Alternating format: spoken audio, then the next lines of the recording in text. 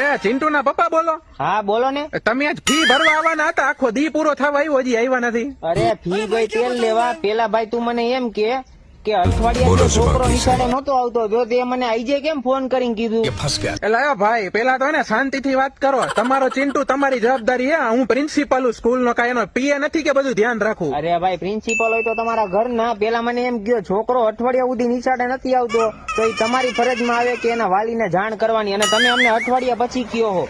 એટલે ભાઈ એમ નહીં, તારો ચિંટુ ગયો તેલ લેવા ને તું જા તેલ લેવા, બરોબર? પેલા તો તારી જવાબદારી છે કે છોકરો તારો ક્યાં રખડે નહીં તને ખબર હોવી જોઈએ. હા, પણ અમારી જવાબદારી તો અમે ફી જેની હતી. છોકરો એક દી મોડો પોગે ને તોય તમારે ફોન કરવાનો હોય, બરોબર? પણ તમારો ચિંટુ નંબર તો દેવો જોઈએ ને. નંબરે ફોર્મ માં ખોટા લખાવીને આયલા ગયા હો તમે તમારો. અરે ભાઈ એમાં એડ્રેસ હોય ને અમારું, તો ઘરે આવીને કેવાનું હોય કોક ને. ભાઈ અહીંયા કઈ તમારા હાટું સમાજ સેવા નથી કરવા બેઠા, સ્કૂલ ખોલીને બેઠા. એક એક ના ઘરે જઈને નો કઈ તમારા ગગા આવતા નથી. એમ તો શીખડાવાય છોકરાઓને સારું કઈ. પણ અમે છોકરાને શીખડાવી. આ તમારી ભૂલ એટલે તમે આડી વાત નાખો. અઠવાડિયા પછી કેમ ફોન કર્યો? એટલે મને જાણ કરી દેવાની, બરોબર? ભાઈ તો હે ને કાલથી છોકરાને મૂકવા ને તમે પોઈતી આવજો, એટલે ખબર છે છોકરો ક્યાં જાય છે. આ પ્રાઇવેટ નિશાળમાં ભણાવીને એટલે વાંધા જ આવે.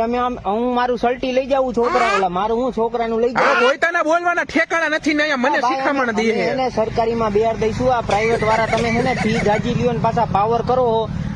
તારો પાવર ભાઈ તારી તું